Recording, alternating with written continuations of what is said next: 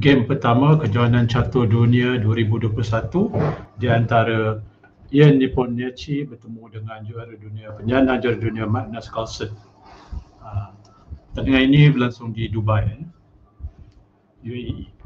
Okey, dalam game pertama Ian Nepomniachtchi daripada Russia bermain putih bertemu dengan Magnus Carlsen daripada Norway bermain hitam. E4, E5, F3, Knight C6, Bishop B5, A6. Okey, ini bukan mainan Ruy Lopez. Okey, mungkin ada yang tertanya kenapa putih putih bermain Bishop A4 di sini. Tapi mungkin ada yang tanya kenapa tak makan aja kuda ni, dan selepas hitam makan, pawn ni tak ada siapa yang jaga kan. So kalau ikutkan boleh saja putih nak makan pawn free tu. Tapi ini merupakan satu trap yang biasa dalam Ruy Lopez kerana hitam boleh bermain Queen D4 menyerang Knight E5 dan pawn E4 pada masa yang sama, dan putih tidak boleh menjaga kedua-dua Knight dengan pawn yang serentak, dan sekiranya putih patah balik kuda, dia akan selamatkan Knight yang lebih berharga. Hitam akan dapat balik pawn tu. Walaupun kita beranggapan bahawa hitam mempunyai double pawn, tapi kena ingat hitam juga mempunyai double bishop sedangkan putih sudah kehilangan double bishop dia sebab kita ketahui double bishop ni dalam endgame merupakan sedikit kelebihan berbanding dengan knight. Okey, itu normal idea dalam Ruy Lopez. So putih biasanya akan cuba mengekalkan bishop dia dan hitam main knight F6 untuk attack pawn E4, castling. Okey, di sini sekali lagi mungkin sebelum castling sama juga, sekiranya putih bermain bishop take C6, knight take D take C6, knight E5, tetap perkara yang sama. Dua piece ini akan di-attack serentak oleh queen E4. So putih sekarang castling So castling bishop E7. Okey, sekarang agak berbeza kerana sekarang king putih telah castling So mungkin orang akan bertanya kenapa tak makan saja knight take E5. Okey, still perkara yang sama juga kerana ada queen D4. So kalau makan, hitam boleh je makan balik queen take E4. Okey, dan sekiranya F4 memang tak boleh main lah C1. Okey, so sekarang kita tengok di sini rook putih telah jaga pawn E4 So sekiranya hitam cuba bermain seperti castling macam ni, ini merupakan satu kesilapan kerana putih sekarang ni dah boleh makan knight ni, dan selepas di take C6, knight take E4, queen D4 tidak lagi menjadi kerana putih boleh patah balik menyelamatkan knight ni pada masa sama menyerang queen, dan queen tak boleh makan pawn ni sebab rook dah ada kat E1 makan rook. So itu sebab sekarang ni putih wajib hitam wajib main B5 untuk menghalang bishop ni daripada makan kuda. So bishop D3. Putih main line bagi Ruy Lopez ialah kebiasaannya bermain pawn C3 dengan idea untuk bermain D4 untuk menguasai petak tengah. Tapi dalam variation ini hitam mempunyai satu variation yang agak menarik, iaitu the Marshall Gambit di mana hitam akan sacrifice satu pawn. Contoh pawn E ni hitam akan sacrifice. Kalau kita tengok sini, putih telah up satu pawn Putih ada 7 pawn berbanding dengan hitam ada 6. Tapi selepas move sebagai contoh C6 ni untuk menjaga knight ni. Okey, kita tengok di sini.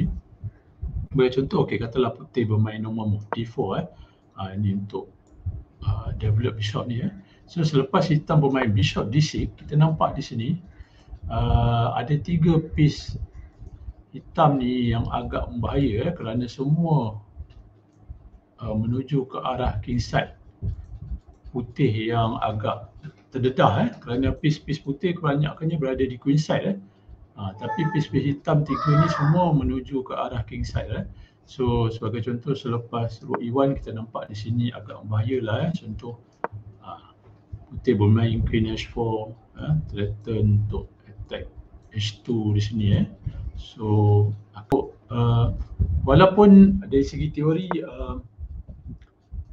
putih masih boleh defend position tu dan mempunyai satu pawn up, tetapi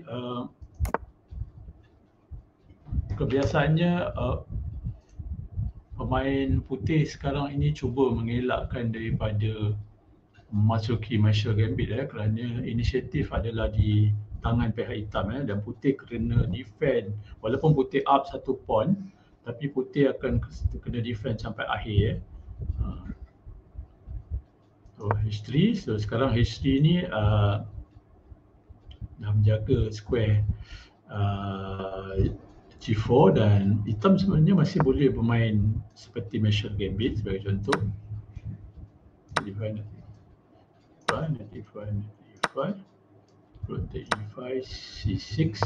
Okey, di sini kita tengok hitam masih lagi boleh bermain seolah-olah macam Marshall Gambit, tapi di sini putih ada satu move yang lebih baik iaitu knight C3 yang mengajak untuk menukar lagi piece-piece hitam. Kalau kita tengok dalam variation yang tadi, bila putih bermain C3 take. Okey, kalau kita tengok di sini putih tak boleh main knight C3 kerana dah ada pawn kat C3. So kuda ni agak lambat untuk develop berbanding dengan variation yang H3 tadi Okay, so dalam position ini okey, di sini Carlsen bermain knight E5 satu idea yang melibatkan pawn sacrifice juga, di mana sekarang ni pawn di E5 memang tidak ada yang menjaga dan putih memang boleh ambil pawn ni dengan selamat sebagai contoh. Kita tengok apa yang berlaku di sini. Okey, Nepo makan, naik makan, A makan. Okey, so sekarang Nepo telah up satu pawn, cuma dia ada double pawn dan semi open file untuk rook dia. Tapi di sini kita tengok, okey, hitam pressure E4 dengan bishop dengan knight dan putih menjaga poin ni secara normal dan membuka lawan untuk bishop. Tapi di sini hitam mempunyai inisiatif iaitu bermain D5 cuba untuk melemahkan pawn E4 ni dan membuka laluan untuk bishop hitam untuk E-take. Okay, queen take D5. Okey, sekarang kita tengok hitam threaten untuk checkmate di G2 Okay, so sekarang putih of course kena halang daripada checkmate di G2. Okay, queen F3, bishop D6. Okay, attack knight di E5. Okay, so sekarang ni ada satu idea yang agak menarik tactical daripada hitam, iaitu sebagai contoh katalah putih bermain knight A3, ini satu move yang agak lemah. Hitam mempunyai idea queen take E5, queen take E5 membuka laluan untuk bishop menyerang queen dan sekiranya queen makan B7, okey, akan makan checkmate dan sekiranya putih bermain rook take E5, okey, di sini hitam akan menang satu piece. Sebagai contoh, bishop take queen dan putih semestinya hendak menyelamatkan rooknya, patah balik. So hitam pun akan menyelamatkan balik bishopnya. Kalau kita tengok sini, okey, hitam ada lebih satu piece berbanding dengan putih. So ada tactical idea di situ. Move yang ke-13, okay, bishop D6. So that's why Nepo bermain King F1. So sekarang rook ini telah berjaga. Sebagai contoh, kalau hitam nak buat perkara yang sama, Queen take E5. Okey, so sekarang tidak menjadi sangat sebab putih dah boleh makan. So dia tak boleh makan Queen ni sebab King jaga. Dan sebagai contoh, sekiranya bermain Queen H2, boleh saja putih develop macam biasa. Sebagai contoh, katalah check, King E2, E8 check, boleh saja tutup pakai bishop. Dan hitam tak boleh makan pawn G2 sebab ada Queen B7. Okey, King F1. Okay, so sekarang ni Carson bermain rook FB8. Ini satu move yang agak pelik. Kenapa Carson memilih untuk main rook FB8? Dan sebenarnya Carson mengancam untuk bermain sebagai contoh katalah knight C3. Okay, di sini Carson nak bermain idea Queen take E5. Membuka bishop ni, dan sekarang bishop ni dijaga oleh rook. Sebagai contoh, katalah rook makan queen, okey, ada bishop makan queen, dan sekarang putih kena menyelamatkan rooknya. Dan sekarang ni hitam akan menang satu piece. Dan sekiranya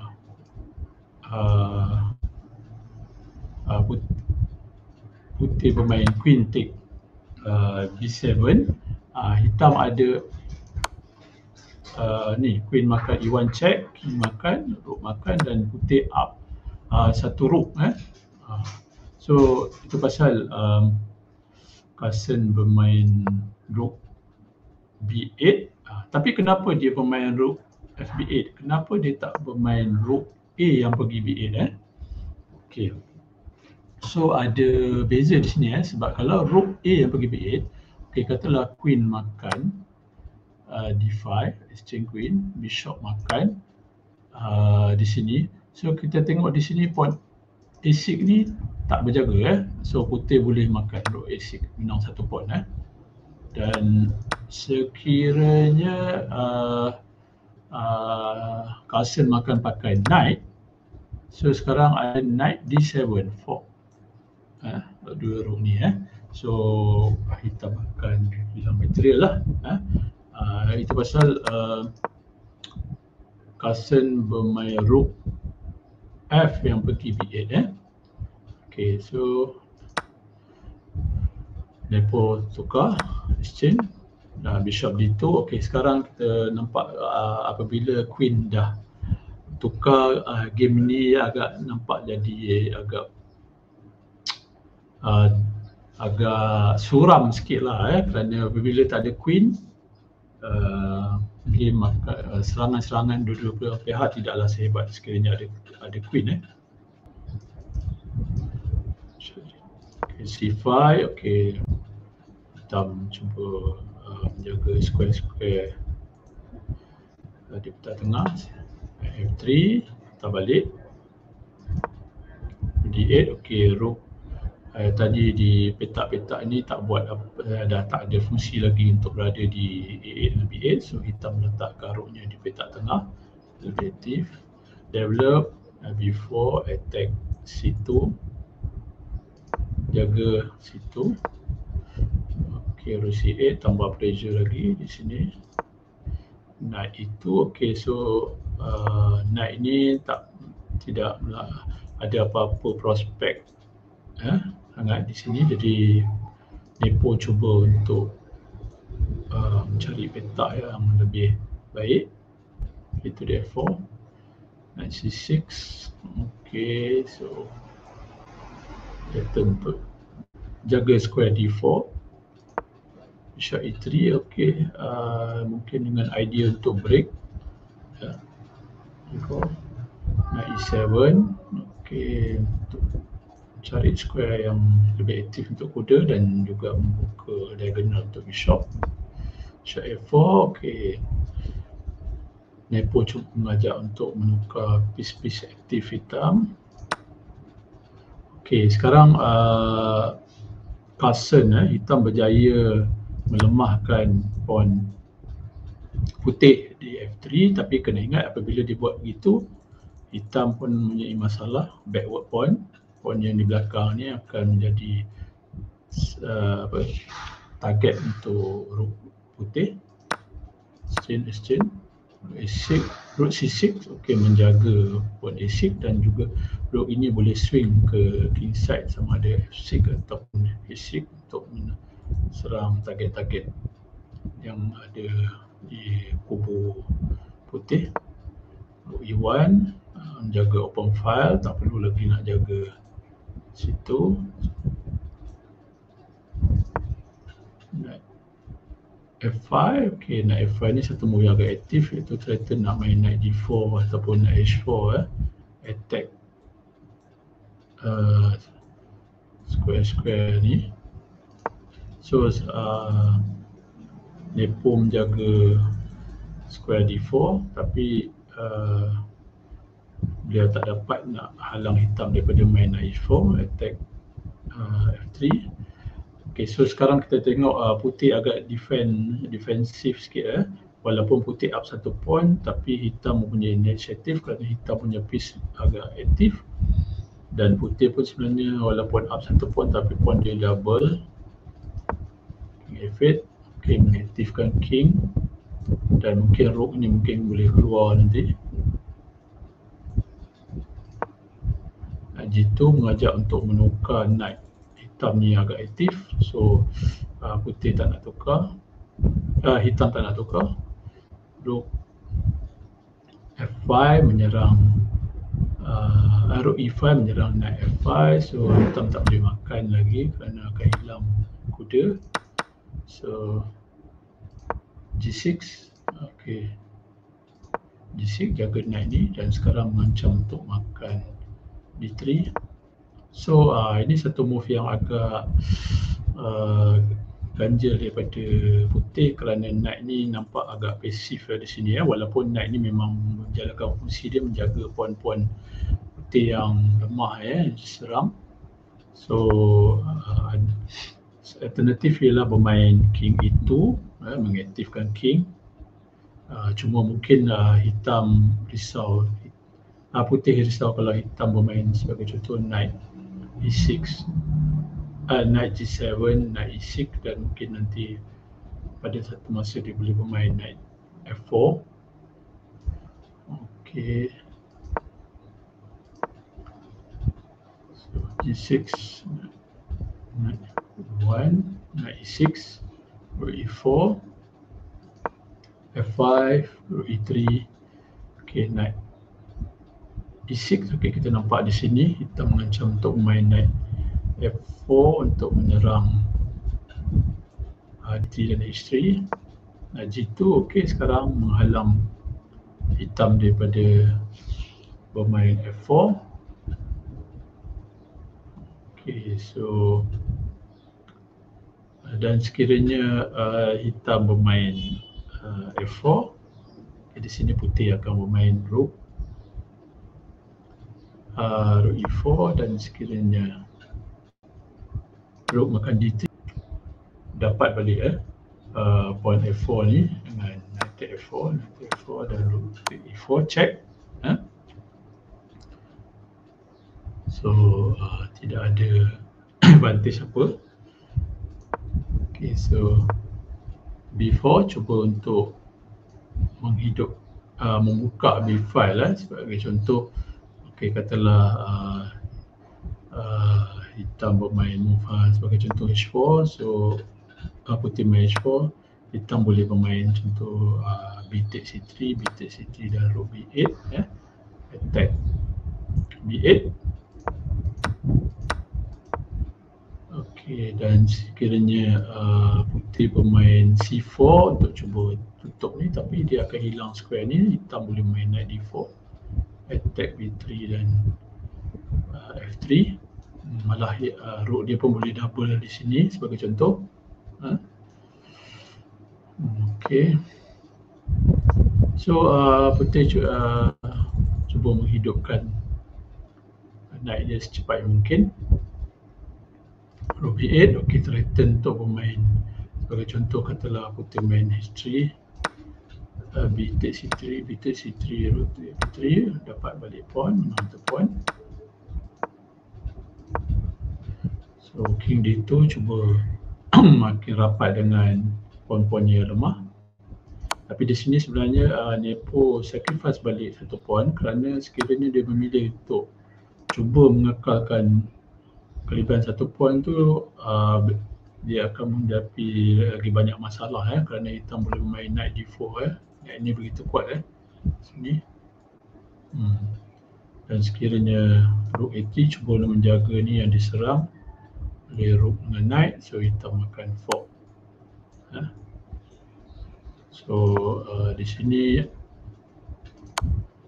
Nepo memang kena makan pakai pawn supaya pawn dia kembali cantik, tapi dengan itu dia akan kehilangan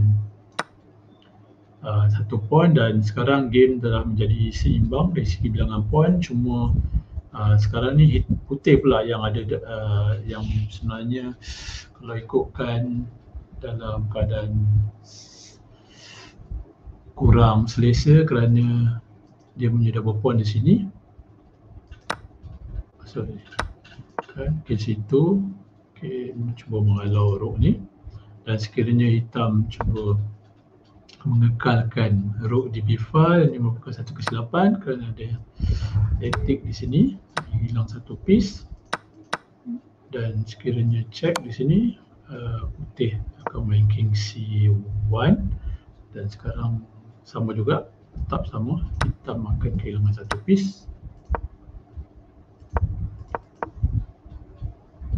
Okey, ke situ rook B7, H4, okey, cuba menghalang hitam dia bermain G5, king F7, rook E1, F6, knight E3. Okey, sekarang knight ni cuba untuk pergi ke square-square lebih aktif. C4, okey, mengancam untuk fork E7, knight E5, so knight ni agak aktif di sini. D6, C4, dan kedua-dua player bersetuju untuk draw.